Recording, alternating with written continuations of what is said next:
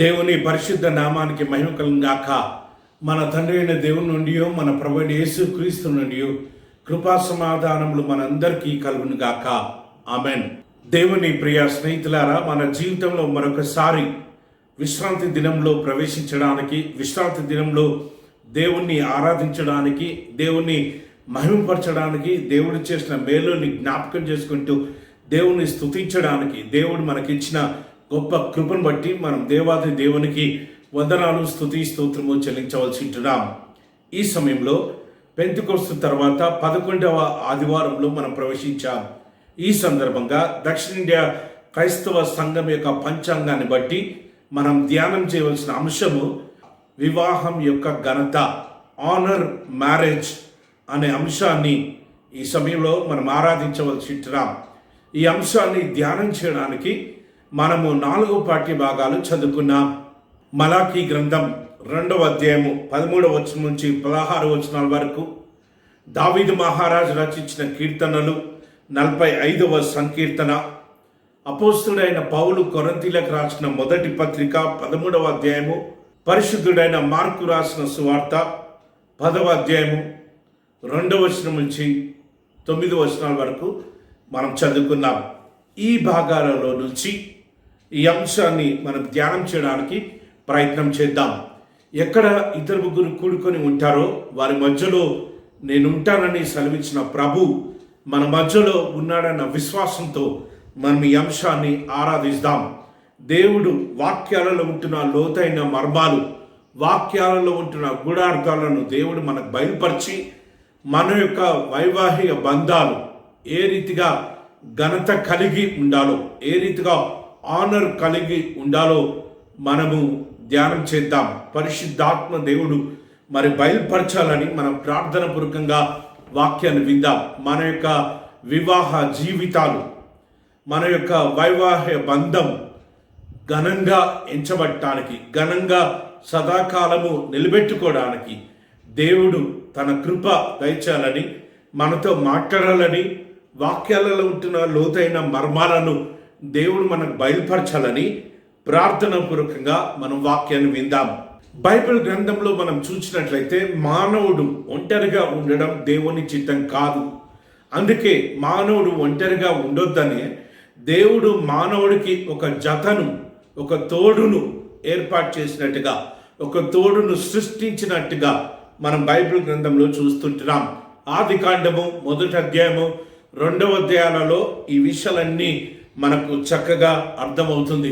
తండ్రి అయిన దేవుడు అవ్వను, ఆదామును సృష్టించి వారిని జతపరిచి వారిని ఫలించి అభివృద్ధి పొందండి అని దేవుడు ఆజ్ఞాపించినట్టుగా మనం బైబిల్ గ్రంథంలో చూస్తుంటున్నాం. ఆది కాండము 1వ అధ్యాయము 2వ అధ్యాయాలలో మనం చూస్తూ ఉంటాం.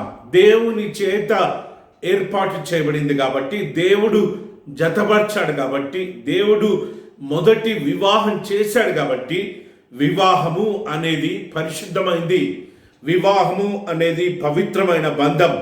అందుకే పరిశుద్ధంగా, పవిత్రంగా మనము వివాహానికి పూనుకొనవలసి ఉంటున్నాం. వివాహమును పరిశుద్ధంగా, పవిత్రంగా ఎంచవలసి ఉంటున్నాం. ఎందుకు అంటే హెబ్రీలకు రాసిన పత్రిక 13వ అధ్యాయము 4వ వచనంలో వివాహము అన్ని విషయాలలో ఘనమైనది అని రాయబడింది. కేవలం వివాహం మాత్రమే ఘనమైంది. మన బర్త్డేస్ కాదు, లేకపోతే ఇంకా వేరే ఆర్భాటాలు, వేరే పండగలు ఏది కూడా కాదు.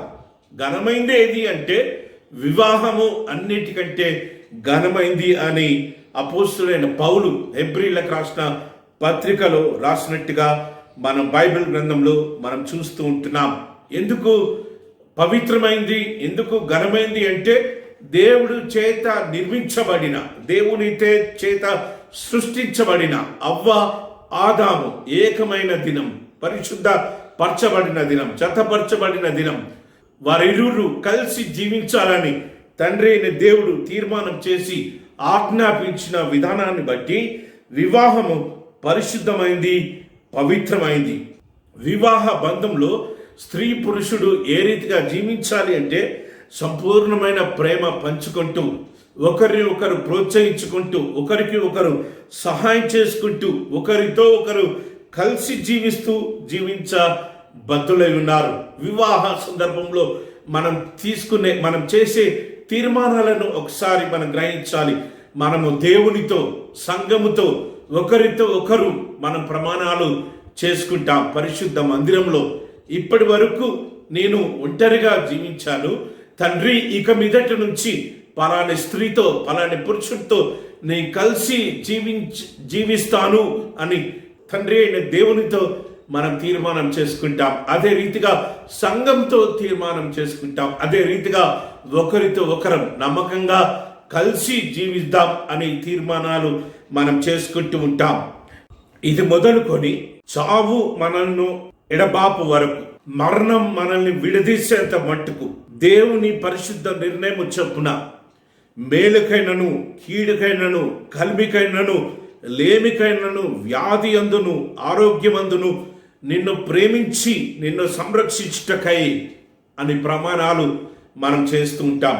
ఆస్తి ఉన్నా, డబ్బు ఉన్నా లేకున్నా, కలిమిలో లేమిలో, మన జీవితంలో ఆస్తిపాస్తులు ఉన్నా లేకున్నా, పేదరికంలోనైనా, డబ్బున్న స్థితిలోనైనా, డబ్బు లేని స్థితిలోనైనా, ఆకలితో జీవించే స్థితిలోనైనా, కడుపు నిండిన స్థితిలోనైనా, వ్యాధి అందును, ఆరోగ్యమందును, ఆరోగ్యం ఉన్నా, ఆరోగ్యంగా ఉన్నా లేకున్నా, అనారోగ్యంతో ఉన్నా నీతోనే కలిసి జీవిస్తాను, నిన్ను ప్రేమించి నిన్ను సంరక్షించుటకై నా భార్యనుగా, నా భర్తనుగా స్వీకరిస్తున్నాను అని మనం ప్రమాణాలు చేస్తూ ఉంటాం.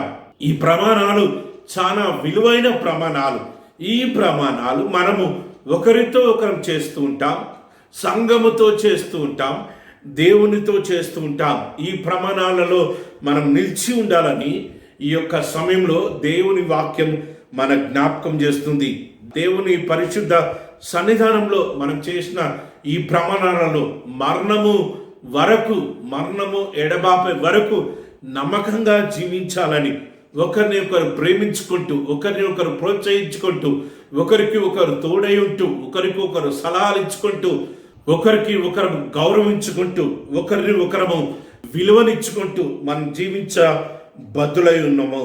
అందుకే వాక్యం ఏం చెప్తుందంటే, వివాహము అన్ని విషయాలలో ఘనమైనదిగా ఎంచబడింది. మన జీవితాలలో ఈ పరిశుద్ధ బంధం, ఈ వివాహ బంధం ఘనంగా నిలిచి ఉండాలంటే, ఎప్పటికీ పరిశుద్ధంగా పవిత్రంగా నిలిచి ఉండాలంటే, బైబిల్ గ్రంథం మనం చదువుకున్న పాఠ్య భాగాలలో నుంచి కొన్ని విషయాలు మనతో మాట్లాడుతూ ఉంటున్నాయి. ఆ విషయాలను మనం ధ్యానం చేద్దాం. ఆ విషయాలను జాగ్రత్తగా పట్టుకుని రానైతున్న కాలంలో మన యొక్క వివాహ బంధాలు ఘనంగా ఉంచుకోవడానికి మనం ప్రయత్నం చేద్దాం. వివాహం అయిన వారు, వివాహం కాని వారు కూడా ఈ యొక్క వాక్యాన్ని జాగ్రత్తగా విని వాక్యంలో ఉంటున్న ఆత్మీయమైన మర్మాలను మనం కనుగొని, ఆత్మీయమైన మర్మాలను మన జీవితంలో పదిలపరుచుకున్నట్లయితే మన యొక్క వివాహ జీవితం సంతోషంగా, పరిశుద్ధంగా, పవిత్రంగా, ఘనత కలిగిన రీతిలో మనం జీవిస్తూ ఉంటాం. మొదటి భాగంలో మనం చూసినట్లయితే మలాకీ గ్రంథం 2వ అధ్యాయము 13వ వచనం నుంచి 16వ వచనం వరకు మనం చదువుకున్నాం. ఆ భాగాలలో మలాకీ ప్రవక్త ప్రవచిస్తూ ఉంటున్నాడు. వివాహ బంధం ఘనంగా ఉండాలి అంటే విశ్వాసంతో జీవించాలి. ఒకరి పట్ల ఒకరము విశ్వాసంతో, కృతజ్ఞత కలిగి మనం జీవించాలి, నమ్మకంగా జీవించాలి అని మలాకీ ప్రవక్త ప్రవచిస్తూ ఉంటున్నాడు. మన వివాహ బంధం, మన వివాహ జీవితం గౌరవంగా ఉండాలి అంటే ఒకరి పట్ల ఒకరికి మ్యూచువల్ ఫెయిత్ఫుల్నెస్ ఉండాలి అని మలాకీ ప్రవక్త ప్రవచిస్తుంటున్నాడు. ఒకరిని ఒకరము నమ్మాలి, ఒకరికి ఒకరం నమ్మకంగా జీవించాలి, ఒకరిని ఒకరం విశ్వసించాలి, ఒకరిని ఒకరం గౌరవించాలి అని మలాకీ ప్రవక్త రాస్తూ ఉంటున్నాడు. మనం చూద్దాం 14వ వచనం ఒకసారి మనం చూద్దాం. అది ఎందుకని మీరు అడగక, యవ్వన కాలమందు నీవు పెండ్లి చేసుకుని అన్యాయంగా విసర్జించిన నీ భార్య పక్షాన యెహోవా సాక్షి ఆయను. అది నీకు తోటిదై నీవు చేసిన నిబంధనకు పాత్రురాలు కాదా? నీ పెండ్లి భార్య కాదా? ఈ సమయంలో మనము వివాహ సందర్భంగా మనం చేసే ప్రమాణాలు, మనం చేసిన ప్రమాణాలను మనం జ్ఞాపకం చేసుకోవాలి. మేలుకైనను కీడికైనను, కలిమికైనను లేమికైనను, వ్యాధి అందును ఆరోగ్యమందును నిన్ను ప్రేమించి నిన్ను సంరక్షించుటకై అని మనం చేసిన ప్రమాణం ద్వారా మన వైవాహిక బంధం పవిత్రమైంది, పరిశుద్ధమైంది. ఆ పరిశుద్ధ బంధం గురించి మలాకీ ప్రవక్త రాస్తూ ఉంటున్నాడు. మీరు చేసిన ఒడంబడికలకు, మీరు తీసుకున్న తీర్మానాలకు, మీరు చేసిన ప్రమాణాలకు మీరు వాటిని కాపాడుకోవాలి, వాటిని పరిశుద్ధంగా మీరు ఎంచాలి. ఎందుకు అంటే దేవుని సన్నిధానంలో మీరు ఆ ప్రమాణాలు చేశారు, దేవునితో చేశారు, దేవుని చేత అభిషేకించిన గురువులకు చేశారు, దేవుని రక్తం ఇచ్చి సంపాదించిన సంఘంతో మీరు ప్రమాణాలు చేశారు, ఒకరితో ఒకరు మీరు ప్రమాణాలు చేసుకున్నారు. కాబట్టి ఆ ప్రమాణాలకు మీరు కట్టుబడి ఉండాలి. ఆ ప్రమాణాలకు జీవితాంతము, మరణము విడదీసేంత మట్టుకు, జీవించినంత మట్టుకు మీరు ఆ ప్రమాణాలకు లోబడి ఉండాలి అని మలాకీ ప్రవక్త ప్రవచిస్తూ ఉంటున్న భాగాన్ని మనం చూస్తుంటున్నాం. 15వ వచనం మనం చూద్దాం. కొంచెంగానైనను దైవాత్మ నొందిన వారిలో ఎవరినూ ఇలాగూ చేయలేదు. ఒకడు చేసినను ఏమి జరుగును? దేవుని చేత సంతతి నొందవలనని అతడు యత్నము చేసెను గదా. కాగా మిమ్మును మీరే జాగ్రత్త చేసుకుని యవ్వనమున పెళ్లి చేసుకునిన మీ భార్యల విషయములలో విశ్వాసఘాతకులుగా ఉండకండి, విశ్వాసఘాతకులుగా ఉండకండి అని మలాకీ ప్రవక్త 15వ వచనంలో రాస్తుంటున్నాడు. అదే మాట 16వ వచనంలో కూడా రాస్తుంటున్నాడు. భార్యను పరిత్యజించుట నాకు అసహ్యమైన క్రియ, ఇశ్రాయేలు దేవుడకు యెహోవా సెలవిచ్చుచున్నాడు. మరియు ఒకడు తన వస్త్రములు బలాత్కారంతో నింపుట నాకు అసహ్యమని సైన్యులకు అధిపతియకు యెహోవా సెలవిచ్చుచున్నాడు. కాబట్టి మీ మనస్సులను కాచుకొనుడి, విశ్వాసఘాతకులు కాబకండి. ఇక్కడ భార్యను అవమానపరిచి, భార్యకు అపనమ్మకమైన జీవితం జీవిస్తూ, భర్తను అవమానపరిచి భర్తకు అపనమ్మకమైన జీవితం జీవించొద్దు అని మలాకీ ప్రవక్త రాస్తూ ఉంటున్నాడు. ఈ విలువలను మీరు ఎప్పుడైతే కాపాడుకుంటారో, ఈ విలువలతో ఎప్పుడైతే మీ వివాహ బంధంలో మీరు జీవిస్తూ ఉంటారో, అప్పుడు మీ వివాహం ఘనంగా ఎంచబడుతుంది, ఘనంగా ఉంటుంది, ఘనంగా మీరు ఆనందిస్తారు అని మలాకీ ప్రవక్త రాస్తూ ఉంటున్నాడు. మీరు చేసిన ప్రమాణాలను మర్చిపోకండి. ప్రమాణాలకు అనుగుణంగా మీ భార్యకు ఇష్టం లేని పనులు, మీ భార్యకు అపనమ్మకం కలిగే రీతిలో జీవించొద్దు. మీ భర్తకు అపనమ్మకం కలిగే రీతిలో మీరు జీవించొద్దు. మీ భార్యకు మీ మీద ఉన్న నమ్మకాన్ని, నీ భర్తకు నీ మీద ఉన్న నమ్మకాన్ని వమ్ము చేయొద్దు. వాటిని కాపాడుకోవాలి, వాటిని భద్రపరచుకోవాలి అని మలాకీ ప్రవక్త ఇక్కడ జ్ఞాపకం చేస్తుంటున్నాడు. ఏ రీతిగానైతే పరిశుద్ధంగా జీవించాలో, ఏ రీతిగా పవిత్రంగా వైవాహ జీవితం జీవించాలో, నీ వైవాహ జీవితం ఘనంగా ఉండాలి అంటే మలాకీ ప్రవక్త ఇక్కడ రాస్తూ ఉంటున్నాడు. మీరు చేసిన ప్రమాణాలను ఎప్పుడూ మర్చిపోకండి. మీ ప్రమాణాలలో వాస్తవంగా నిలబడాలి, వాస్తవంగా నిలుపుకోవాలి, వాటిని ప్రతి దినం మనస్సులో ఉంచుకోవాలి. నీ భార్యకు నువ్వేం ప్రమాణం చేసావో, నీ భార్యకు నువ్వు చేసిన ప్రమాణము నీ దేవుడు విన్నాడు, నీ సంఘస్థులు విన్నారు, నీ యొక్క గురువు విన్నాడు అన్న సత్యాలను జ్ఞాపకం చేసుకొని ఆ ప్రమాణాలకు లోబడి ఎన్ని కష్టాలు, ఎన్ని ఇరుకులు, ఎన్ని ఇబ్బందులు, ఎంత శ్రమ, ఎంత అవమానము, ఎంత నిందలు మనము ఆ యొక్క పరిశుద్ధ వివాహ సందర్భంలో మనం చేసిన ప్రమాణాలను వాస్తవంగా నిలుపుకోవాలి, వాస్తవంగా నిలబెట్టుకోవాలి, వాటిలో మనం నిలబడాలి అని మలాకీ ప్రవక్త రాస్తూ ఉంటున్నాడు. వాటిలో నిలబడాలి అంటే, నీ వివాహం ఘనంగా ఉండాలి అంటే ముఖ్యంగా నమ్మకం కలిగి జీవించాలి. నీ భార్యను అవమానపరచొద్దు, నీ భార్య నమ్మకాన్ని వమ్ము చేయొద్దు, నీ భర్త నమ్మకాన్ని వమ్ము చేయొద్దు.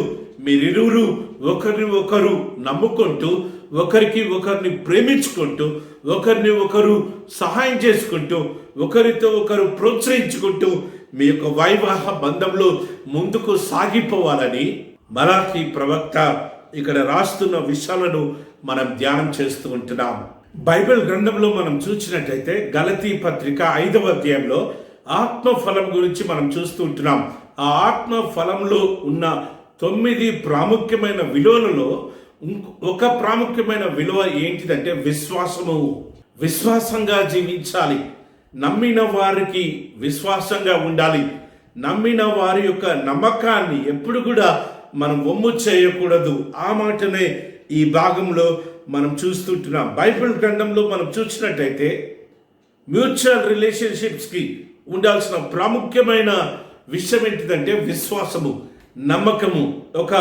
ఒక పరిశుద్ధమైన స్నేహం కానీ, ఒక పరిశుద్ధమైన బంధం కానీ, వివాహ బంధంలో కానీ ఉండవలసిన ప్రాముఖ్యమైన విషయం ఏంటిదంటే నమ్మకత్వము, విశ్వాసము. నీ మీద విశ్వాసం ఉంచిన నీ భార్యను, నీ మీద విశ్వాసం ఉంచిన నీ భర్త నమ్మకాన్ని ఎప్పుడు కూడా వమ్ము చేయొద్దు అనే మాటను మలాకి ప్రవక్త ఇక్కడ రాస్తూ ఉంటున్నాడు. యేసు క్రీస్తు ప్రభు యొక్క పరిచర్యలో మనం చూసినట్లయితే యేసు క్రీస్తు ప్రభు యొక్క పరిచర్యలో యేసు క్రీస్తు ప్రభు తండ్రికి నమ్మకంగా జీవించినట్టుగా మనం బైబిల్ గ్రంథంలో చూస్తుంటున్నాం. హెబ్రీలకు రాసిన పత్రిక 3వ అధ్యాయము మొదటి 5 వచనాలలో మనం చూస్తూ ఉంటాం.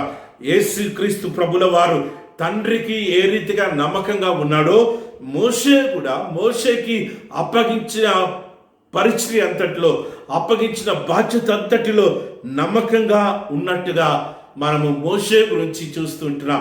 నా ఇల్లంతటిలో నమ్మకమైన వాడు మోషే అని దేవుడు మోషే గురించి ఇచ్చిన సాక్ష్యాన్ని మనం చూస్తుంటున్నాం.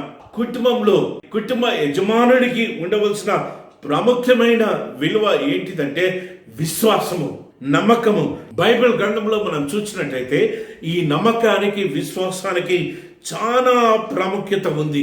ప్రస్తుత కాలంలో భార్య విశ్వాసాన్ని భర్త వమ్ము చేస్తూ, భర్త విశ్వాసాన్ని భార్య వమ్ము చేస్తూ వివాహ బంధంలో అనేకమైన కొట్లాటలు, తగాదాలు, పరిశుద్ధతను తీసుకొని వస్తున్న విధానాన్ని మనం చూస్తుంటున్నాం. ఈ విశ్వాసాన్ని వమ్ము చేస్తున్న విధానాన్ని బట్టి మరి వారి యొక్క వైవాహిక బంధాలు తెగిపోతున్నట్టుగా చూస్తుంటున్నాం. 16వ వచనం, భార్యను పరిత్యజించుట నాకు అసహ్యమైన క్రియని ఇశ్రాయేలు దేవుడగు యెహోవా సెలవిచ్చుచున్నాడు. భార్యను విడిచిపెట్టడం కానీ, భర్తను విడిచిపెట్టడం కానీ, విడాకులు తీసుకోవడం అనేది తండ్రి అయిన దేవునికి అసహ్యమైన క్రియగా మలాకి ప్రవక్త జ్ఞాపకం చేస్తుంటున్నాడు. కలిమిలోనూ లేమిలోనూ, డబ్బు ఉన్నా కానీ లేకున్నా కానీ, పేదరికంలో మనం కలిసి ఉంటాము, మేము కలిసి ఉంటామని మనం చేసిన ప్రమాణాన్ని మనమే అప్పుడప్పుడు కాల రాస్తూ ఉంటున్నాం. ఎందుకు అంటే ఒకవేళ కుటుంబ యజమానుడు డబ్బులు సంపాదించలేకపోతే, ఒకవేళ కుటుంబ యజమానుడి యొక్క మరి స్థితి బాగలేక మరి ఉద్యోగం పోయినా, బిజినెస్లో నష్టమైపోయినా, ఇంట్లో అనేకమైన శోధనలు భరిస్తూ అనేక విధాలుగా శోధిస్తూ విడాకుల వరకు వెళ్తున్న భార్యలను మనం చూస్తుంటున్నాం. అదే రీతిగా భార్యలను కూడా మరి ఆర్థికంగా శోధిస్తూ విడాకుల వరకు వెళ్తున్న భర్తలను మనం చూస్తుంటున్నాం. ఆరోగ్యమందును వ్యాధి అందును మరి మరణించేంత మట్టుకు కలిసి ఉంటామన్న చేసిన ప్రమాణాన్ని మనం మర్చిపోతుంటున్నాం. ఈయన సంసారానికి బనికిరాడు, ఈమె సంసారానికి బనికిరాదు, శారీరకంగా ఇతడు అనర్హుడు, శారీరకంగా ఈమె అనర్హురాలు, ఈమెకు అనేకమైన రోగాలు ఉన్నాయి, ఇతడికి అనేకమైన రోగాలు ఉన్నాయని భార్య భర్తను విడిచిపెడుతున్న సందర్భాలను మనం చూస్తుంటున్నాం. భర్త భార్యలను విడిచిపెడుతున్న సందర్భాలను మనం చూస్తుంటున్నాం.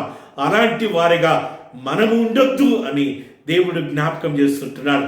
ఆ రీతిగా ఉంటే మన వివాహ బంధం ఘనమైనదిగా ఎంచబడదు అని దేవుని వాక్యం స్పష్టంగా మన జ్ఞాపకం చేస్తుంది. భార్య మీద నమ్మకాన్ని వమ్ము చేసినప్పుడు, భర్త మీద నమ్మకాన్ని వమ్ము చేసినప్పుడు అది ఎక్కడికి దారి తీస్తుందంటే విడగొట్టడానికి, విడిపోవడానికి, విడాకులు తీసుకోవడానికి దారి తీస్తుంది. అలాంటి పరిస్థితులు రాకుండా విశ్వాసంలో మీరు జీవించినంత మట్టుకు ఒకరిని ఒకరు గణపరుచుకుంటూ, ఒకరిని ఒకరు ఎంకరేజ్ చేసుకుంటూ, ఒకరికి ఒకరు రెస్పెక్ట్ ఇచ్చుకుంటూ, ఒకరిని ఒకరు ప్రోత్సహించుకుంటూ మీరు జీవించినట్లయితే, ఒకరి నమ్మకాన్ని ఒకరు కాపాడుకుంటూ ఆ నమ్మకం ప్రకారము జీవించినట్లయితే, మోసం చేయకుండా జీవించినట్లయితే ఆ వివాహ బంధం ఘనంగా ఉంటుంది అని మలాకీ ప్రవక్త జ్ఞాపకం చేస్తుంటున్నాడు. రెండవ భాగంలో మనం చూసినట్లయితే అపోస్తులైన పౌలు కొరింథీయులకు రాసిన మొదటి పత్రిక 13వ అధ్యాయం అంతా కూడా మనం ధ్యానం చేశాం. అదే రీతిగా 14వ అధ్యాయం మొదటి వచనం కూడా మనం చదువుకున్నాం. ఈ భాగంలో మనం ఏం చూస్తుంటున్నామంటే ప్రేమ, భార్య భర్తల మధ్య ఉండవలసిన మరొక ప్రాముఖ్యమైన విషయం ఏంటిదంటే ప్రేమ.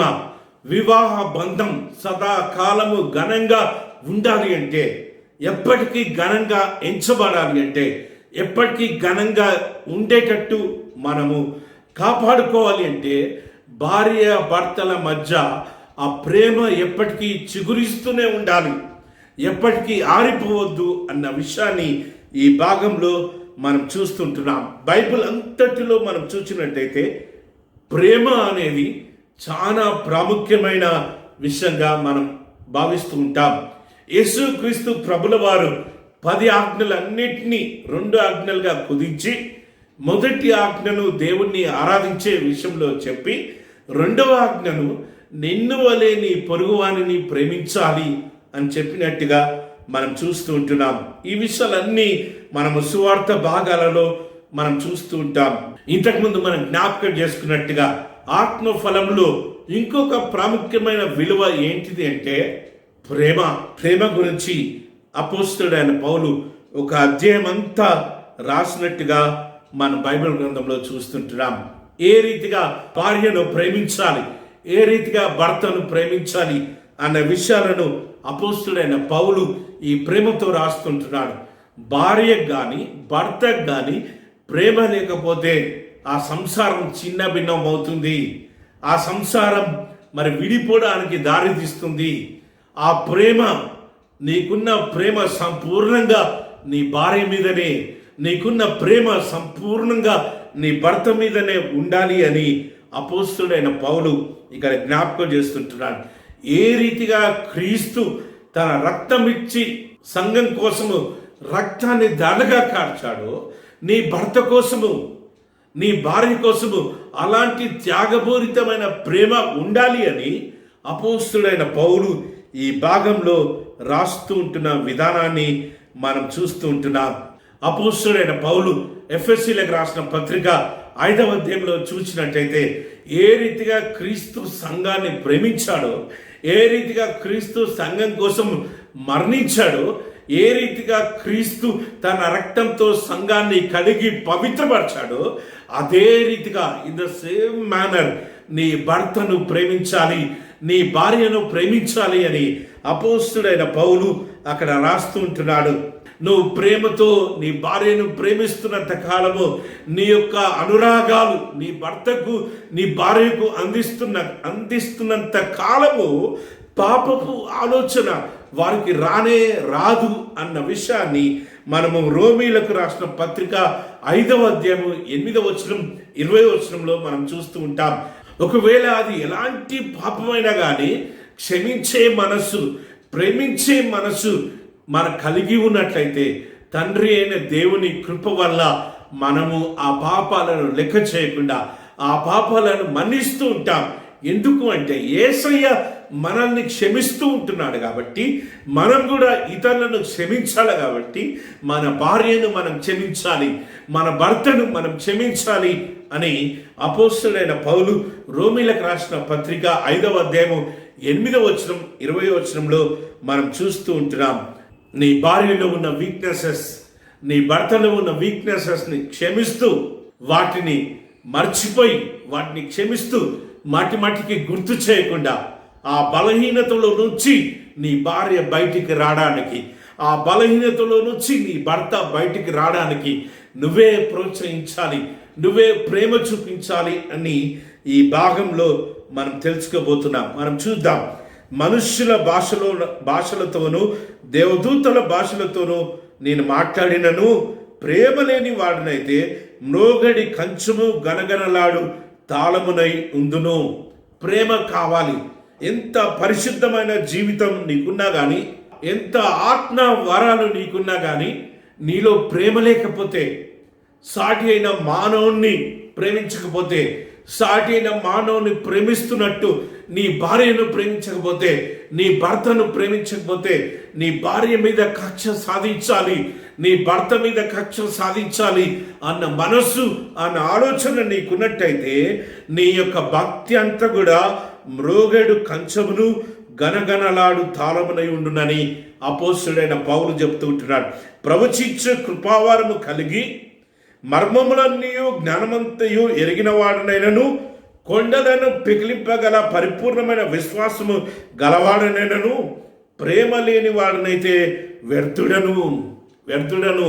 ప్రవచించే వరము, పరిశుద్ధాత్మ వరాలు, కొండలను పిగిలించే విశ్వాసము ఉండి కూడా, ఇవన్నీ ఉండి కూడా, ఇన్ని గొప్ప కృపావరాలు ఉండి నీ భార్య పట్ల ప్రేమ లేకపోతే, నీ భర్త పట్ల ప్రేమ లేకపోతే నువ్వు వ్యర్థురాలవు అని వాక్యము క్లియర్గా మా జ్ఞాపకం చేస్తుంది. బీదల పోషణ కొరకు నా ఆస్తి అంతయు ఇచ్చి నేను కాల్చబట్టకు నా శరీరము అప్పగించినను దేవుని ప్రేమ లేని వాడనైతే నాకు ప్రయోజనమేమీ లేదు. హతసాక్షుల కాడానికి తండ్రి అయిన దేవుని మీద విపరీతమైన ప్రేమ, సంఘం మీద విపరీతమైన ప్రేమ, దేవుని బిడ్డల మీద విపరీతమైన ప్రేమ కలిగి సువార్త పరిచర్య నిమిత్తము రేయింబవలు కృషి చేస్తున్నా కానీ నీ భర్తను, నీ భార్యను నువ్వు ప్రేమించకపోతే నాకు ప్రయోజనం ఏమి అని ఇక్కడ అపోస్తుడైన పౌలు క్వశ్చన్ చేస్తూ ఉంటున్నాడు. ప్రేమ దీర్ఘకాలము సహించును, దయ చూపించును, ప్రేమ మచ్చరపడదు, ప్రేమ డంబంగా ప్రవర్తింపదు, అది ఉప్పొంగదు. యవన బిడ్డను గ్రహించాలి. ప్రేమ దీర్ఘకాలము సహించును. ఈ కాలంలో ఒట్టట్టుగానే టెంప్ట్ అయిపోయి, ఒట్టట్టుగానే కోపానికి వచ్చి విడాకుల వరకు వెళ్తున్న వివాహ సంబంధాలను మనం చూస్తుంటున్నాం. ప్రేమ దీర్ఘకాలము సహించును, దయ చూపించును. దయ కావాలి. అయ్యో, నా భర్తకు నేను విడాకులు ఇస్తే, నా భర్తను బాధ పెడితే నా పిల్లలు కష్టపడతారు, నా భర్త కష్టపడతాడు, అయ్యో నా భార్యను బాధ పెడితే, నా పిల్లల్ని బాధ పెడితే నా పిల్లలు కష్టపడతారు, నా భార్య కష్టపడుతుంది అన్న దయ మనకు కావాలి అని అపోస్తుడైన పౌలు జ్ఞాపకం చేస్తున్నాడు. ప్రేమ మత్సరంగా ప్రవర్తించదు, ప్రేమ డంబంగా ప్రవర్తించదు, అది ఉప్పొంగదు, అది దీర్ఘశాంతం ఉంటుంది, ఎప్పటికీ ఉంటుంది. ఒకప్పుడు ఒకలాగా ఉండదు. ప్రేమ దీర్ఘశాంతము కలిగి ఉంటుంది. ప్రేమ ఎప్పటికీ, మొదటి దినము ఎలాంటి ప్రేమతో నీ భర్తను ప్రేమించావో, నీ భార్యను ప్రేమించావో, అదే ప్రేమ చివరి వరకు, మరణించేంత వరకు, భూమిలోంచి విడిపోయేంత వరకు మనం అలాంటి ప్రేమ కలిగి ఉండాలని వాక్యం జ్ఞాపకం చేస్తుంది. అమర్యాదగా నడవదు, స్వప్రయోజనం కొరకు విచారింపదు, త్వరగా కోప్పడదు, అహంకారమును మనసులో ఉంచుకొనదు, దుర్నీతి విషయమై సంతోషపడక సత్యమును అందు సంతోషించును, అన్నిటికీ తాళును, అన్నిటినీ నమ్మును, అన్నిటినీ నిరీక్షించును, అన్నిటినీ ఓర్చును. ప్రేమ శాశ్వత కాలముండును. అపోస్తుడైన పౌలు జ్ఞాపకం చేస్తుంటాడు. ప్రేమ శాశ్వత కాలం ఉంటుంది. ఇలాంటి లక్షణాలు కలిగి మనము మన భార్యను ప్రేమించాలి, మన భర్తను ప్రేమించాలి. అప్పుడే మన వివాహ బంధం ఘనమైనదిగా ఎంచబడుతుంది. అప్పుడే మన వివాహ బంధం సదాకాలము ఘనంగా ఉంటుంది అని అపోస్తుడైన పౌలు రాస్తూ ఉంటున్నాడు. అన్నిటినీ తాలుకొనును, అన్నిటినీ నమ్మును, అన్నిటినీ నిరీక్షించును, అన్నిటినీ ఓర్చును, త్వరగా కోప్పడదు, అపకారంను మనసులో ఉంచుకొనదు, దుర్నీతి విషయమై సంతోషపడక సత్యమందు సంతోషించును. ఇన్ని గొప్ప లక్షణాలు కలిగి మన భార్య పట్ల, మన భర్త పట్ల మనం జీవించినట్లయితే మన ప్రేమ, మన వివాహ బంధం ఘనంగా ఎంచబడుతుందని వాక్యం ద్వారా మనం తెలుసుకుంటున్నాం. 8వ వచనం మనం చూసినట్లయితే, ప్రేమ శాశ్వత కాలముండును, ప్రవచనములైనను నిరర్ధకమగును, భాషలైనను నిలిచిపోను, జ్ఞానమైనను నిరర్ధకమగును. అన్ని వెళ్ళిపోతాయేమో కానీ ప్రేమ శాశ్వత కాలం ఉంటుందంట. ప్రేమ శాశ్వత కాలం ఉండే గుణము కాబట్టి ఆ ప్రేమ మనం శాశ్వత కాలము మనం పంచివ్వాలి, పంచిచ్చేవారిగా మనం ఉండాలి అని దేవుడు ఈ యొక్క సమయంలో మన జ్ఞాపకం చేస్తుంటున్నాడు. నా శరీరం అందు నిన్ను గణపరిచి నా ఆస్తి అంతటిలో నిన్ను పాలిభాగస్తురాలిగా చేసుకొనిచున్నాను, పాలిభాగస్తునిగా చేసుకొనిచున్నాను. భార్య భర్తతో, భర్త భార్యతో, భార్య సంపూర్ణమైన ప్రేమ భర్తకి ఇవ్వాలి, భర్త సంపూర్ణమైన ప్రేమ భార్యకి ఇవ్వాలి. ఎక్కడో మిగతా కొంచెం ప్రేమను దాచిపెట్టి సగం ప్రేమను భర్తకి ఇవ్వడం, సగం ప్రేమను భార్యకి ఇవ్వడం కాదు. సంపూర్ణమైన ప్రేమతో నీ భార్యను గణపరచాలి, సంపూర్ణమైన ప్రేమతో నీ భర్తను గణపరిచే స్త్రీగా, భార్యగా నువ్వు ఉండాలి, భర్తగా నువ్వు ఉండాలి అని దేవుని వాక్యం ఈ సమయంలో మన జ్ఞాపకం చేస్తుంది. కాగా విశ్వాసము, నిరీక్షణ, ప్రేమ ఈ 3 నిలిచును, వీటిలో శ్రేష్టమైనది ప్రేమయే. అపోస్తలుడైన పౌలు ఏం చెప్తుంటున్నాడంటే, విశ్వాసము, నిరీక్షణ, ప్రేమ చివరి వరకు ఉంటుంది కానీ ఈ 3 శ్రేష్టమైనది ప్రేమనే అంట. శ్రేష్టమైనది ప్రేమనే. కాబట్టి ఈ ప్రేమను మనం సంపాదించుకోవాలి, నమ్మకంతో జీవించాలి, ప్రేమిస్తూ జీవించాలి, ప్రేమ చూపిస్తూ జీవించాలి, ప్రేమ ఇస్తూ జీవించాలి. అప్పుడే మన వివాహ బంధం ఘనంగా ఎంచబడుతుంది. ప్రేమ కలిగి ఉండుటకు ప్రయాసపడుడి, ఆత్మ సంబంధమైన వరములను ఆసక్తితో ఆపేక్షించుడి, విశేషంగా మీరు ప్రవచన వరము ఆపేక్షించుడి. 1వ వచనంలో మనం చూసుకుంటున్నాం. 14 1వ వచనంలో ప్రేమ కలిగి ఉండుటకు ప్రయాసపడండి.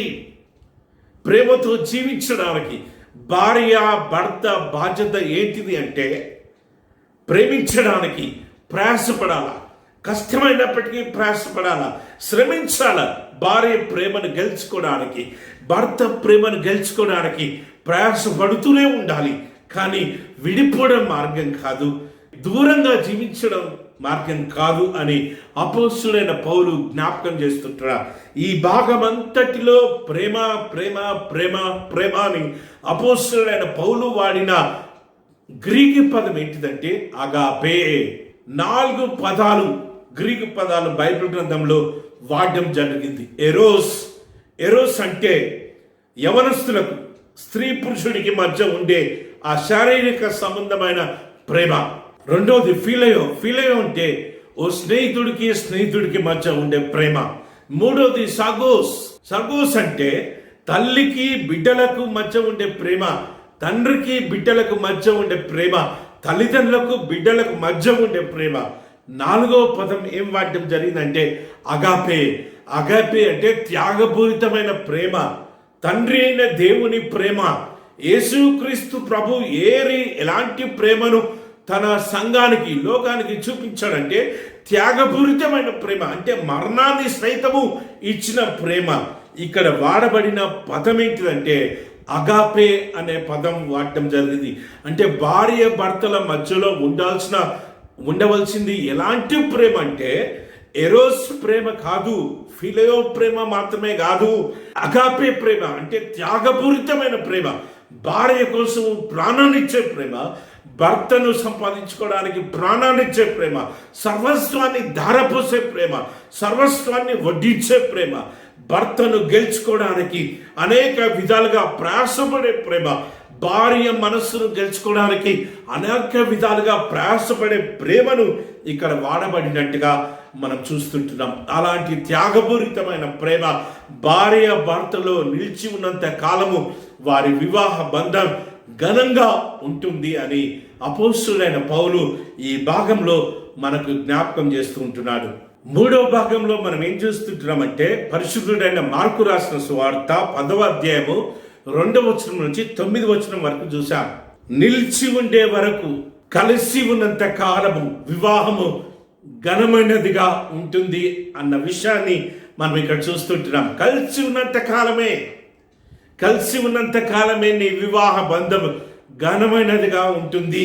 ఘనమైనదిగా నీ వివాహ బంధం ఉండాలి అంటే చిరకాలం కలిసి ఉండండి, ఎల్లకాలం కలిసి ఉండండి, మరణించేంత మట్టుకు ఏక శరీరమై జీవించండి అన్న విషయాన్ని ఈ భాగంలో మనం చూస్తూ ఉంటున్నాం. క్రొత్త నిబంధన గ్రంథంలో మనం చూసినట్లయితే వివాహం గురించి లేక వివాహ బంధం గురించి చాలా తక్కువగా చర్చించినట్టుగా మనం చూస్తూ ఉంటున్నాం. అక్కడక్కడ కొన్ని ప్రిన్సిపల్స్, కొన్ని ఎథికల్ టీచింగ్స్ అంటే మోరల్ టీచింగ్స్, నైతిక విలువలు, నైతిక బాధ్యతలు, నైతికంగా ఏ రీతిగా భార్యతో జీవించాలి, భర్తతో జీవించాలి అన్న విషయాలు సువార్తలలో అక్కడక్కడ మనం చూస్తూ ఉంటున్నాం. వివాహం గురించి కూడా యేసుక్రీస్తు ప్రభు మాట్లాడిన కొద్ది మాటలలో ఈ యొక్క సమయంలో మనం చదువుకున్న భాగము ఆ యొక్క యేసయ్య మాటని మనం చూస్తుంటున్నాం. ఈ భాగంలో మనం చూసినట్లయితే మార్కు సువార్త 10వ అధ్యాయం 2వ వచనంలో పరిసయ్యులు ఆయన యొద్దకు వచ్చి ఆయనను శోధించుటకై పురుషుడు తన భార్యను విడనాడుట న్యాయమా అని ఆయనను అడిగిరి. పరిసయ్యులు వచ్చి యేసుక్రీస్తు ప్రభుని పరీక్షించడానికి, యేసుక్రీస్తు ప్రభుని ఇబ్బంది పెట్టడానికి, యేసుక్రీస్తు ప్రభు నుంచి ఎలాంటి జవాబు వస్తుందో చూచి ఆ జవాబు వాక్యానికి అనుకూలమైందా కాదా అని తెలుసుకొని యేసుక్రీస్తు ప్రభుని ఇరకాటంలో పెట్టి యేసుక్రీస్తు ప్రభుని పట్టి బంధించాలి అని వారి యొక్క ఆలోచన. అందుకే ఈ యొక్క ప్రశ్న వేయడం జరిగింది. ద్వితీయోపదేశ కాండము 24వ అధ్యాయము 1వ వచనంలో ఉంటుంది. ఆ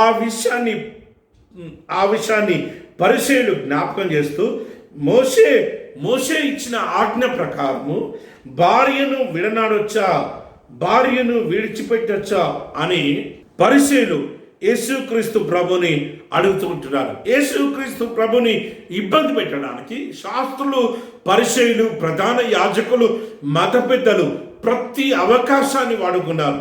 స్వార్థ భాగాలలో మనం చూస్తే మనకు అర్థమవుతుంది. ఏ అవకాశాన్ని కూడా యేసయ్యను ఇబ్బంది పెట్టడానికి, యేసయ్యను పరీక్షించడానికి, యేసయ్య దగ్గర నుంచి తప్పును దొరికించుకొని వెంటనే పట్టుకొని బంధించి చంపేయాలని వారు కాపుగాశారు. వారు యేసుక్రీస్తుని మాటు వేశారు. యేసుక్రీస్తు ప్రభు దొరికితే వెంటనే పట్టుకొని బంధించి చంపేయాలని వారు ఆలోచన చేశారు. ఈ భాగంలో మనం ఇక్కడ చూస్తూ ఉంటున్నాం. ఎలాంటి ప్రశ్న పరిసయ్యులు వచ్చి యేసుక్రీస్తు ప్రభుకి వేశారంటే, విడాకులు తీసుకోవచ్చన్నా విడాకులు తీసుకోవద్దన్నా తప్పుని దొరికించుకొని యేసుక్రీస్తు ప్రభుని బంధించాలని వారు చూశారు. యేసయ్య జీవించే కాలంలో విడాకులు ఒక పెద్ద సమస్య. రోమీయులు అంటే యూదులు కాకుండా వేరేటోళ్ళందరూ కూడా మరి విడాకులు సర్వసాధారణంగా తీసుకునే సంస్కృతి కలిగిన సందర్భంలో యేసుక్రీస్తు ప్రభుని ఇబ్బంది పెట్టడానికి ఈ ప్రశ్న వేస్తూ ఉంటున్నారు. మోషే ఇచ్చిన ఆజ్ఞను తిరస్కరిస్తాడా? ఒకవేళ తిరస్కరించినట్లయితే దేవుని వాక్యాన్ని దూషిస్తుండని యేసయ్యను బంధించాలని, యేసయ్యను పట్టుకొని మరి అరెస్ట్ చేయాలని వారు ఆశపడ్డారు. కానీ యేసయ్య చాలా జ్ఞానయుక్తంగా పరిశుద్ధాత్మ ప్రేరేపణతో తండ్రి అయిన దేవుని యొక్క మాటలు అక్కడ ఉంటున్న వారికి జ్ఞాపకం చేస్తుంటున్నాడు. ఏంటిది అంటే, విడాకులు అనేది, విడిపోవడము అనేది దేవుని చిత్తం కాదు. కలిసి జీవించాలి అనేదే దేవుని చిత్తం అని యేసుక్రీస్తు ప్రభుల వారు మత్తయి సువార్త 19వ అధ్యాయము 6వ వచనంలో రాసిన మాటలు అక్కడ జ్ఞాపకం చేస్తుంటున్నాడు. ఏం రాస్తుంటున్నాడంటే, సృష్టి ఆది నుండి దేవుడు వారిని స్త్రీగాను పురుషునిగాను కలగజేసెను. ఈ హేతువు చేత పురుషుడు తన తల్లిని తండ్రిని విడిచిపెట్టి తన భార్యను హత్తుకొనును. ఈ సందర్భంగా యేసుక్రీస్తు ప్రభుల వారు మత్తయి సువార్త 19వ అధ్యాయము 6వ వచనంలో ఉన్న మాటలు వారికి జ్ఞాపకం చేస్తుంటున్నాడు. ఏంటిది అంటే, దేవుడు జతపరిచిన వారిని మానవుడు వేర్పరచకూడదు, మానవుడు విడగొట్టకూడదు అని యేసుక్రీస్తు ప్రభు జ్ఞాపకం చేస్తున్న మాటలు మనం చూస్తుంటున్నాం. వాక్యం వింటున్న ప్రియ స్నేహితులారా, సంఘ పెద్దలారా, సంఘస్థులారా, ఈ యొక్క సమయంలో విడాకుల విషయంలో మరి పెద్ద మనుషులుగా వెళ్ళేవారు గ్రహించవలసిన మాట ఏంటిదంటే, దేవుడు జతపరిచిన దానిని, దేవుడు జతపరిచిన వారిని మనుషుడు వేరుపరచకూడదు.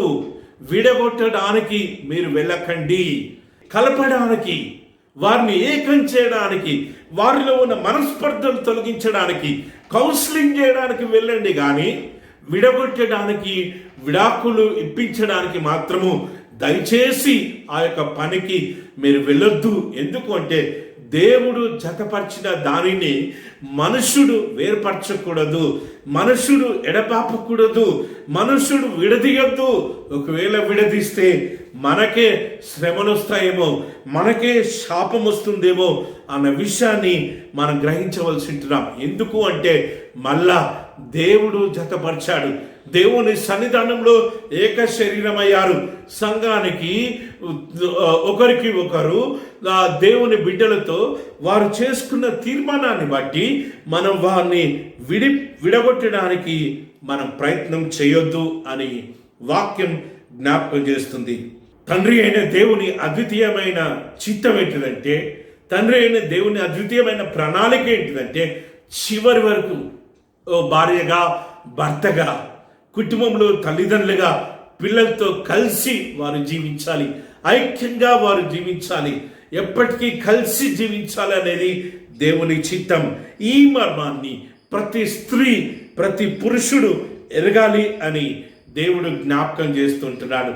ఎప్పుడు ఈ యొక్క విడాకులు, విడగొట్టాలి, విడిపోవాలి అన్న ఆలోచన ఆ భార్యకు, భర్తకు వస్తూ ఉంటాయంటే, ఒకవేళ భార్య ప్రేమ, ఒకవేళ భార్య నమ్మకము తక్కువైపోతే, భర్త నమ్మకము, భర్త ప్రేమ తక్కువైపోతే, భర్త ఇచ్చే గౌరవము, భార్య ఇచ్చే గౌరవము, ఇవన్నీ, ఈ విలువలన్నీ దినదినం తక్కువ అవుతున్నప్పుడు విడిపోవాలి, కలిసి ఉండొద్దు, విడిపోయి సమాధానంగా ఉండాలి అని భార్య కానీ భర్త కానీ భావిస్తూ ఉంటారు. కానీ అది దేవుని చిత్తం కాదు అన్న సత్యాన్ని మనం జ్ఞాపకం చేసుకోవాలి. ఎందుకు అంటే దేవుడు ఆశీర్వదించాడు. దేవుడు ఈ వివాహం అనే చట్టాన్ని, వివాహం అనే ఇన్స్టిట్యూషన్ని దేవుడు ఏర్పాటు చేశాడు. It is a covenantal relationship. దేవునితో మనం చేసిన ఒడంబడిక, దేవునితో మనం చేసిన నిబంధనలు, ఒకరితో ఒకరు మనం చేసుకున్న నిబంధనలు. కాబట్టి ఈ యొక్క కవనెంటల్ రిలేషన్షిప్లో, ఈ యొక్క ఒడంబడికతో ఏర్పడిన ఈ బంధాన్ని మనము విడగొట్టడానికి కానీ, ఎవరు విడగొట్టడానికి కానీ వీలు లేదు.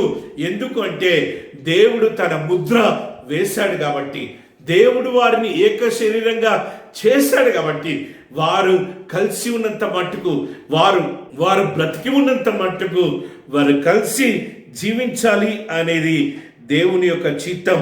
అందుకే మలాకి ప్రవక్త 2వ అధ్యాయము మనం ఇంతకుముందు ధ్యానం చేసినట్టుగా 16వ వచనంలో ఏమని ప్రవచిస్తుంటున్నాడంటే, దేవునికి అసహ్యమైన కార్యం ఏంటిదంటే విడాకులు తీసుకోవడం. దేవునికి అసహ్యమైన కార్యం ఏంటిదంటే భార్యను విడిచిపెట్టడం, భర్తను విడిచిపెట్టడం. అలాంటి దేవునికి ఇష్టం లేని పనిని, దేవునికి అసహ్యమైన కార్యాన్ని మీరు చేయొద్దు, మనం చేయొద్దు.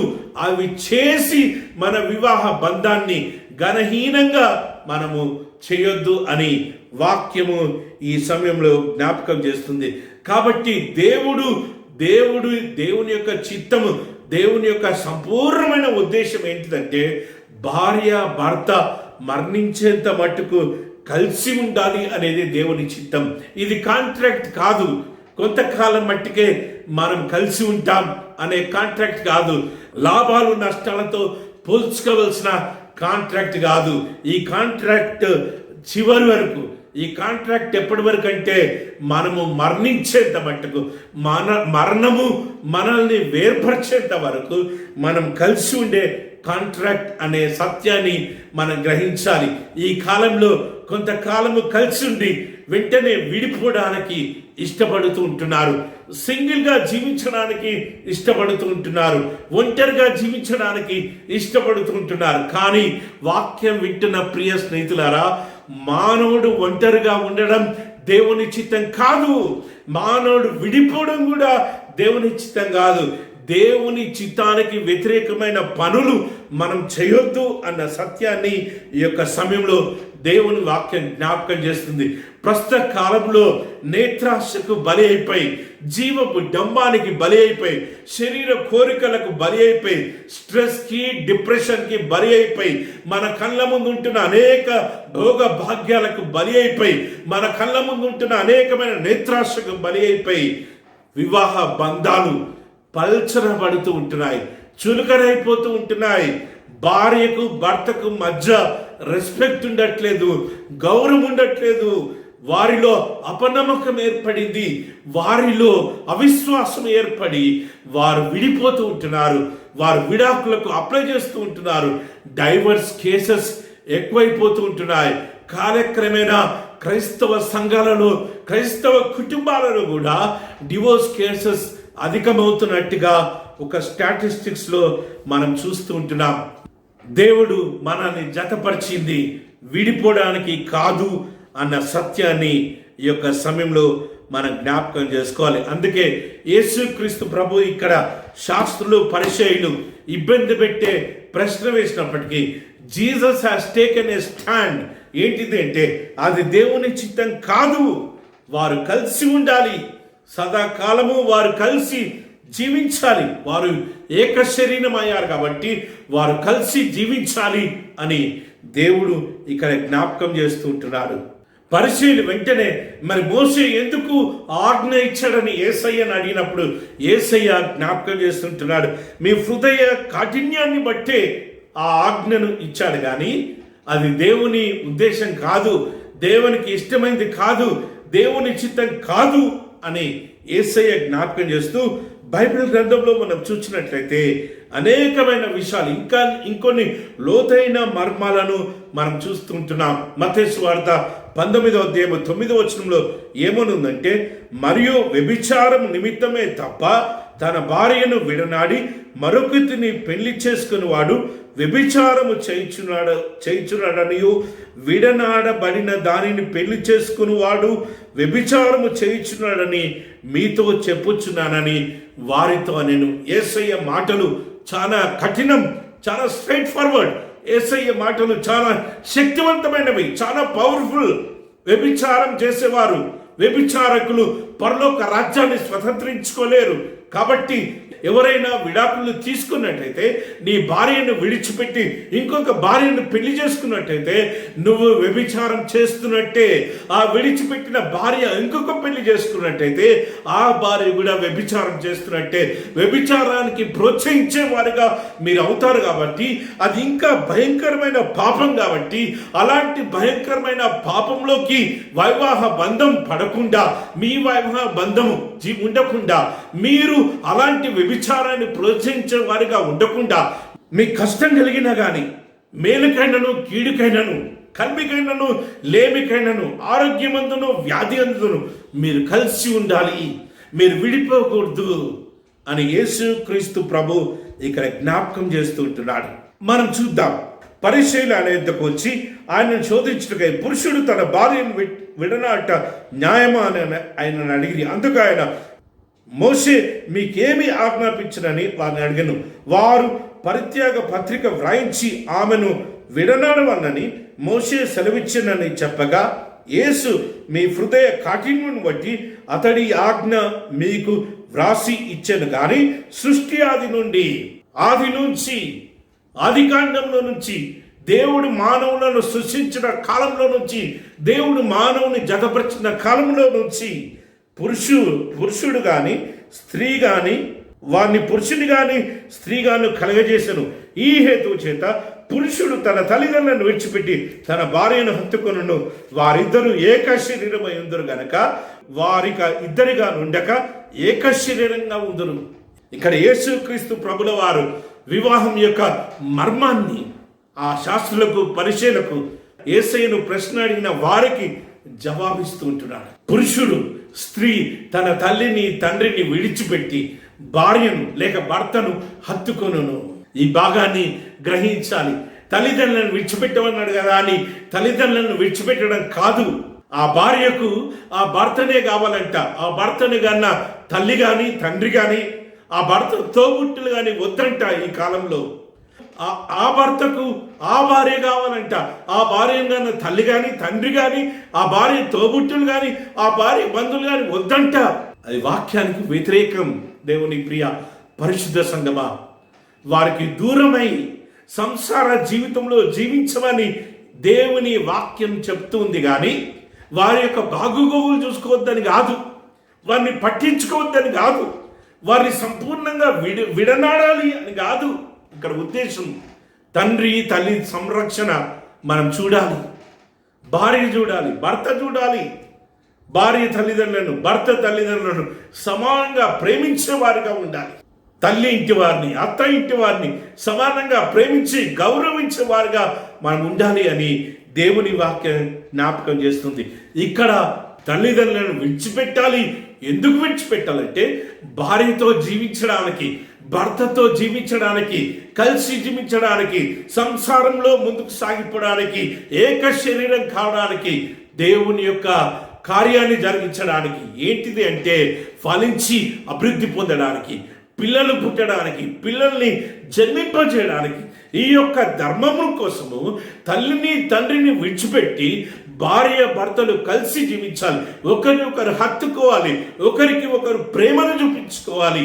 అందుకోసమే తప్ప తల్లిని తండ్రిని సంపూర్తిగా విడనాడాలి అనేది ఇక్కడ ఉద్దేశం కాదు. వారు ఏక శరీరమై ఎందురు గనక వారిక ఇద్దరిగా నుండక ఏక శరీరమై ఎందురు. అందుకే మనం ప్రమాణం చేస్తాం, నా శరీరంతో నిన్ను గనపరిచి నా ఆస్తి అంతటిలో నిన్ను పాలి భాగస్తురాలిగా చేస్తుంటున్నాను.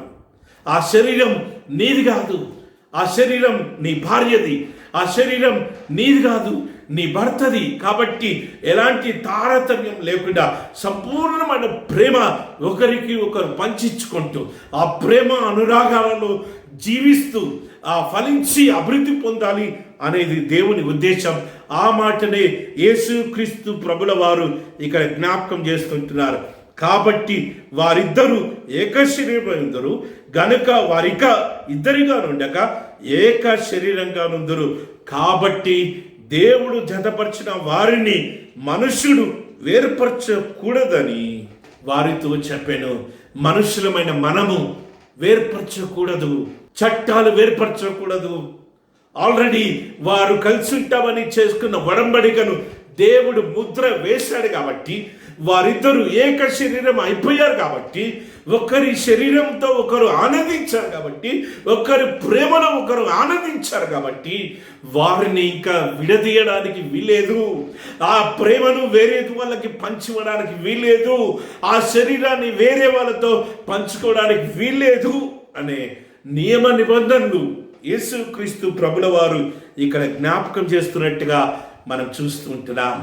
వాక్యం వింటున్న ప్రియ స్నేహితులారా, మన వైవాహిక జీవితాలు ఘనంగా ఉండాలి అంటే చిరకాలం ఐక్యంగా ఉండాలి, చిరకాలం ప్రేమలో ఉండాలి, చిరకాలం నమ్మకంగా ఉండాలి, చిరకాలం విశ్వాసంగా జీవించాలి అన్న విషయాలను మనం చూస్తుంటున్నాం. చివరిగా దావీదు మహారాజు రచించిన కీర్తనలు 45వ సంకీర్తన మనం ధ్యానం చేసుకున్నాం.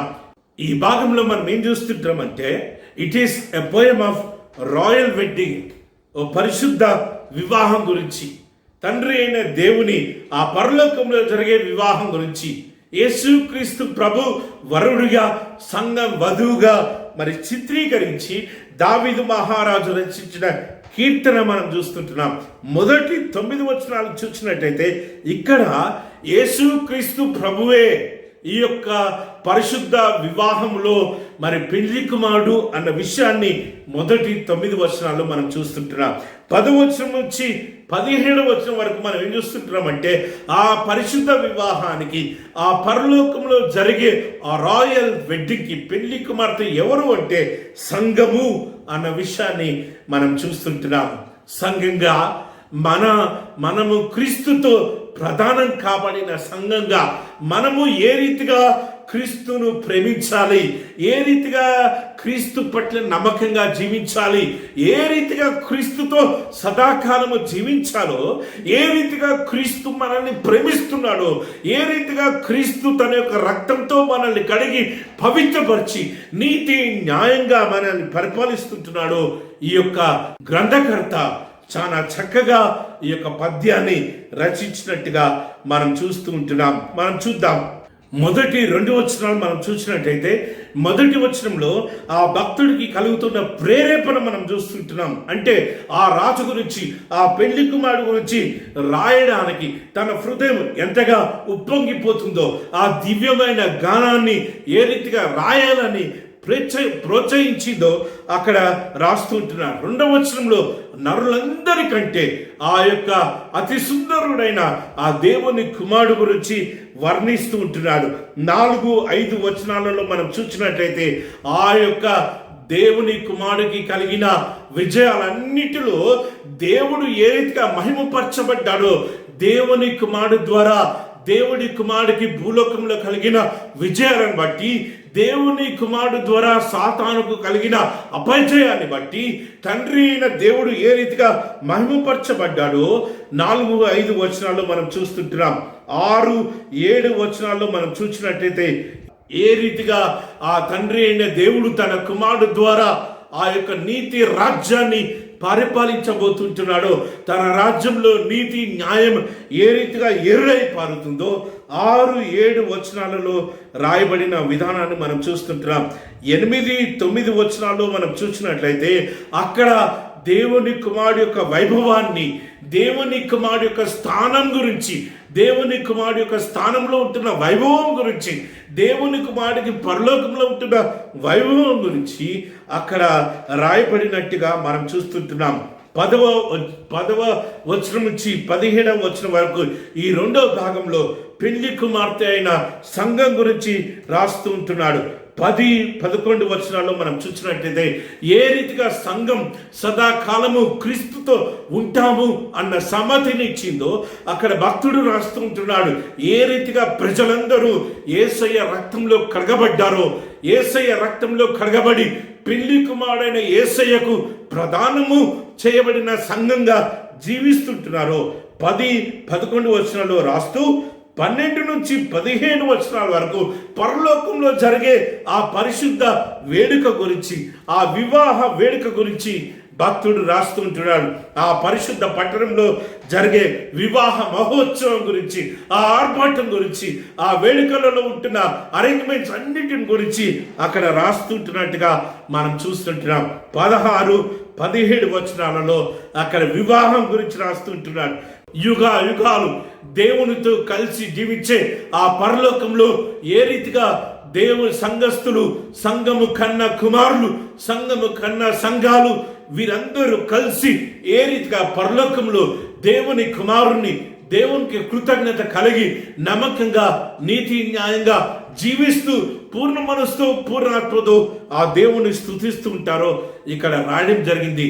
వాక్యం వింటున్న ప్రియ స్నేహితులారా, క్రీస్తుకు ఏ రీతిగా మనం నమ్మకంగా జీవిస్తున్నామో, క్రీస్తు ఏ రీతిగా సంఘాన్ని ప్రేమిస్తుంటున్నాడో అదే రీతిగా మనం కూడా మన భార్యను ప్రేమించాలి, మన భర్తను ప్రేమించాలి. భార్యను ప్రేమించకుండా క్రీస్తును ప్రేమించలేవు, భార్యను ప్రేమించకుండా సంఘాన్ని ప్రేమించలేవు, భార్యను ప్రేమించకుండా ఇతరులను ప్రేమించలేవు, భర్తను ప్రేమించకుండా క్రీస్తును ప్రేమించలేవు, భర్తను ప్రేమించకుండా క్రీస్తును ఆరాధించలేవు అన్న విషయాలను తెలుసుకున్న మనము మన వివాహాన్ని ఎప్పటికీ ఘనంగా ఉంచుకోవడానికి ప్రయత్నం చేద్దాం. మనము ఐక్యంగా జీవిస్తూ, ఒకరికి ఒకరము నమ్మకంగా జీవిస్తూ, ఒకరి పట్ల ఒకరము విశ్వాసంగా జీవిస్తూ, ఒకరి పట్ల ఒకరం ప్రేమగా జీవిస్తూ, సదాకాలము మరి ఐక్యంగా జీవిస్తూ దేవుణ్ణి మహిమపరిచే వారిగా మనం ఉండాలి అని, దేవుణ్ణి ఘనపరిచే వారిగా మనం ఉండాలని, మనము మన కుటుంబము, మనము మన పిల్లలు, మనము మన ఇంటి వారందరము కలిసి దేవుణ్ణి స్తుతించే వారిగా ఉండాలనేది దేవుని యొక్క అద్వితీయమైన ప్రణాళిక, దేవుని చిత్తాన్ని, దేవుని ప్రణాళికల్ని ఎరిగి ఈ భూలోక సంబంధమైన వాటన్నిటిని విడిచిపెట్టి, శరీర కోరికలన్నింటినీ విడిచిపెట్టి, నేత్రాశ, జీవవిడంబం అన్నీ విడిచిపెట్టి పైనున్న వాటిని వెతుకుతూ, ఒకరిని ఒకరు క్షమించుకుంటూ, ఒకరిని ఒకరు కౌగలించుకుంటూ, ఒకరికి ఒకరు ప్రేమ చూపించుకుంటూ క్రీస్తు యొక్క నమ్మకమైన కుటుంబంగా, తండ్రి అయిన దేవుడు ఆశీర్వదించిన కుటుంబంగా ఈ భూలోకంలో మనం జీవించడానికి మనం ప్రయాసపడదాం. దేవుడు మనకు బహుమానాలుగా ఇచ్చిన మన పిల్లలను దైవత్వంలో, దేవునిలో, వాక్యంలో పెంచుతూ మనం ఒక నమ్మకమైన కుటుంబాన్ని, దైవీకమైన కుటుంబాన్ని, భక్తిగల కుటుంబాన్ని భూలోకంలో నిర్మించడానికి మనం పాటుపడే వారిగా ఉండాలి అనేది దేవుని యొక్క చిత్తం. అలాంటి ఆదర్శవంతమైన దంపతులుగా వివాహాన్ని ఘనంగా కాపాడుకుంటూ, వివాహాన్ని ఘనంగా చిరకాలం వరకు, సదాకాలం వరకు కాపాడుకుంటూ, దేవునికి, దైవత్వానికి, దేవుని వాక్యాలకి, పైనున్న వాటికి ప్రాముఖ్యతనిస్తూ, భూలోక సంబంధమైన వాటన్నిటిని విడిచిపెట్టి, శరీర కోరికలన్నింటిని విడిచిపెట్టి, ఆత్మ సంబంధమైన వాటి మీద ధ్యాస పెడుతూ భూలోకంలో ఓ నమ్మకమైన గృహాన్ని, దేవునికి ప్రీతికరమైన గృహాన్ని, దేవునికి ఇష్టమైన కుటుంబాన్ని మనం నిర్మించేవారిగా, కట్టుకునేవారిగా మనం ప్రయాసపడదాం. భార్యను ప్రేమిస్తాం, భర్తను ప్రేమిస్తాం. మన యొక్క ఐక్యములో నుంచి దేవుడు మనకిచ్చిన పిల్లల్ని మనం ప్రేమిస్తాం. అటువంటి గొప్ప కృప తండ్రి అయిన దేవుడు మనందరికీ దయచేయును గాక. ఆమెన్. తలలు వచ్చి ప్రార్థన చేసుకుందాం. ప్రేమ నమ్మకం గల మా యేసయ్య, మా పరలోకపు రాజా, ఏ రీతిగా వివాహ బంధాన్ని, మా వైవాహ బంధాన్ని ఘనంగా ఉంచుకోవాలో నీ వాక్యం ద్వారా అనేకమైన మర్మాలను, నీ వాక్యం ద్వారా అనేకమైన లోతైన విషయాలను, నీ వాక్యం ద్వారా అనేకమైన గుడార్థాలను మాకు బయలుపరిచినందుకు స్తోత్రం. గొప్ప దేవుడా, మరొకసారి మా ప్రమాణాలను జ్ఞాపకం చేసుకొని యేసయ్యా, మేలుకైనను, కీడుకైనను, కల్మికైనను, లేమికైనను, ఆరోగ్యమందును, వ్యాధి అందును ఒకరి ఒకరం ప్రేమించుకుంటూ, ఒకరి పట్ల ఒకరు నమ్మకంగా ఉంటూ, యేసయ్యా నీ యొక్క ఆ యొక్క ప్రమాణాలను మా జీవితంలో ఎప్పటికీ మర్చిపోకుండా ఈ భూలోకంలో మా వివాహ బంధాన్ని ఘనంగా కాపాడుకోవడానికి నీ కృప దయచేయమని ప్రార్థన చేస్తుంటున్నా.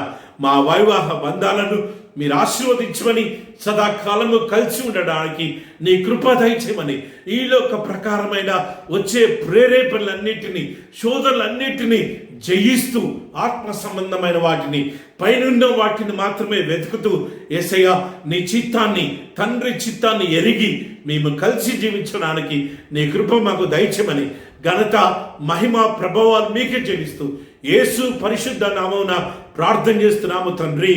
ఆమెన్.